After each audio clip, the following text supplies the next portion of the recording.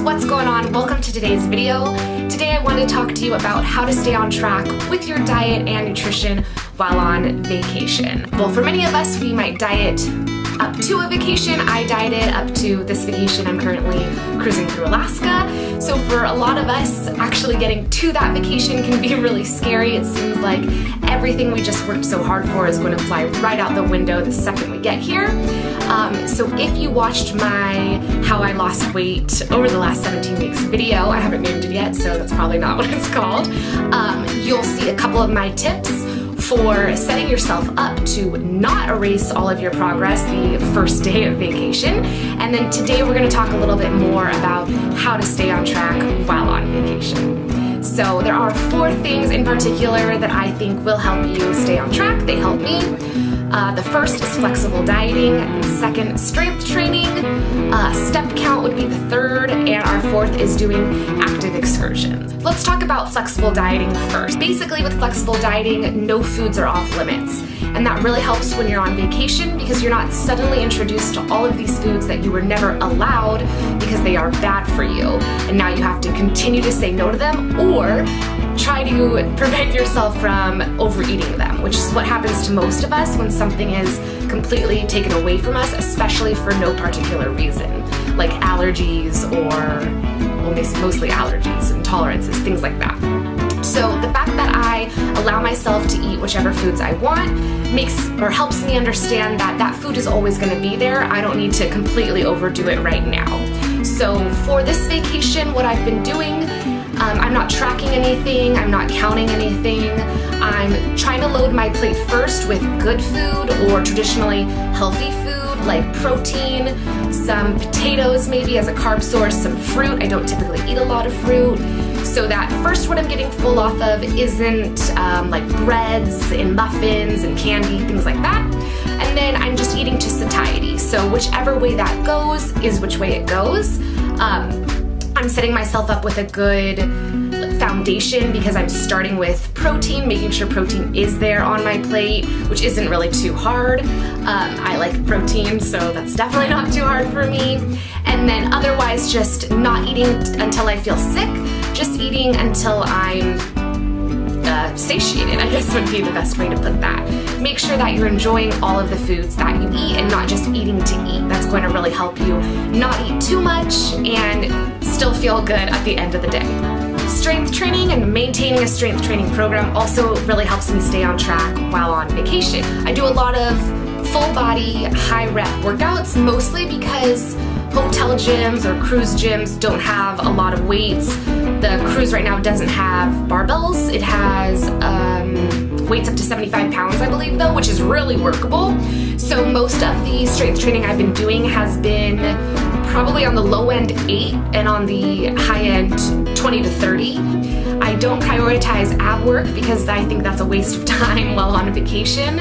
And I superset everything just to make sure that my time in the gym is as short as possible. So for the most part, we've been spending, I would say, 40 minutes in the gym. On the high end, it would be 60, and that's probably because it's not really that big of a gym and it's a little bit crowded, really stuffy. So I'm just like working around people and pretty much making things up on the fly. So a 40-minute workout most days while on vacation is not taking up too much of my time. And then maintaining that strength training program is going to help you maintain your muscle mass throughout your vacation. And it will help with tone, which sounds really silly, but it will help you have muscle tone so that when you're wearing the clothes that you've been working so hard, that you've dieted so hard to fit into or look better in, like sleeveless, maybe more fitted dresses for the ladies, so you feel good still when you put that on 5 days into your vacation. So strength training program is a good thing to maintain while on vacation. I also don't really do cardio as much as I make sure I'm still getting my step count in. I will shortly have a video on cardio and why I do not think it is important, but your step count on the other hand I do think is really important. I would not suggest that you prioritize cardio because I would suggest that you prioritize strength training. And in order to not spend as much time in the gym, I would choose one or the other, and I would obviously choose strength training. So if I'm in the gym 40 minutes doing a weighted workout, I don't want to spend another 30 to 40 just doing cardio. Like, this is a vacation, let's enjoy it, not work out during it. Instead, I focus more on my step count. So whether you are on a cruise or in a hotel or in Mexico or LA, whatever, you can definitely get your steps in. We have stairs that go from, I'm on the 5th floor, the gym's on the 15th floor, food's on the 14th floor, and Christian and I have been taking the stairs exclusively the entire time we've been here. So I'm getting all of my flights in. That's a goal on my watch. I have a Garmin watch. I'm getting at least 10,000 steps a day and not doing any specific or traditional cardio. I'm not just getting on an elliptical and trying to do 30 minutes or 300 calories, whatever.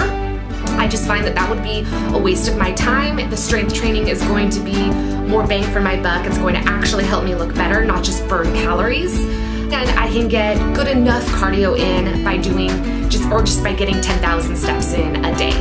The other day, Christian and I were in Juneau, and you could take a bus to walk downtown, or you could just simply walk a mile. So we just chose to walk a mile so we could get some movement in. So just finding areas or ways that you can get movement in easily. Walking is pretty simple, it's pretty easy. Most of us are very able to do that. Whether you go fast or slow, you're still getting in the same distance, roughly the same steps probably. So that's a really easy way to stay active while on vacation. Finally, what I would suggest is getting as active as you can. I know that vacation is a good time for relaxation, but we don't want to just stay in our hotel rooms or lay out by the pool all the time. Try to get a little bit more active, or active in whichever ways you can. So let's say you're in Southern California, you can go swimming, you can go surfing. If you're in Tahoe, you could go skiing, snowboarding, whatever to stay active. Christian and I have gone on a couple excursions here.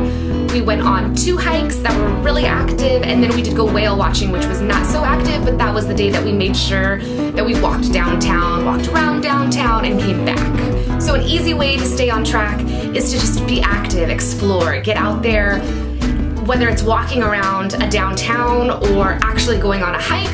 All of that is going to be so much better than just laying around doing nothing but eating. The best advice I can probably give really overall is that the diet ends before you get on vacation. The second vacation starts, there's no more dieting.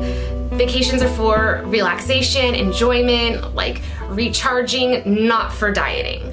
I also would really stress that you don't stress about the possible weight gain that is happening while you're on vacation. Chronic overeating is what leads to weight gain, not short-term overconsumption. So we're gonna be on vacation for 10 days. I'm definitely eating more than I was the 2 weeks or so leading up to this. I'm eating maybe a little bit more than I normally would, but it's 10 days. I'm going to be right back on track when I get home. I'm gonna be more excited to get back to like vegetables when I get back home. What happens kind of happens here. As long as you're not eating to discomfort, you're listening to your body, you're moving as much as you can, the weight gain that occurs while on vacation is really going to be minimal, and it's going to be very short term. That is my advice for how you can stay on track. That is the exact same advice that I use for myself to stay on track mentally, with not stressing about weight gain and not counting things, and then just physically with still being active, because that is good for our general health, not just like fitness, which sometimes I think we get confused about. So I hope you guys liked this video. I hope you found it useful and you can use these tips on your next vacation. Make sure you like the video if you did and subscribe to the channel if you haven't already. I will see you guys next time.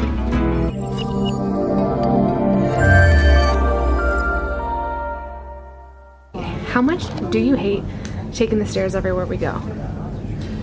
A lot. On a scale of 1 to 10. How far are we going? We're going up like 14 or 15. So we're getting ice cream? No, we're going outside. Why are we going to get ice cream? Because I want to go outside. I don't need how I book.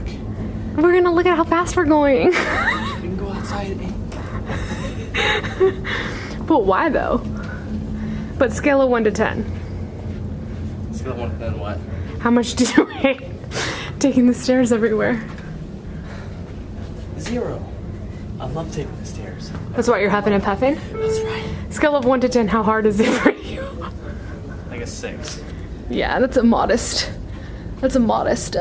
judgment call.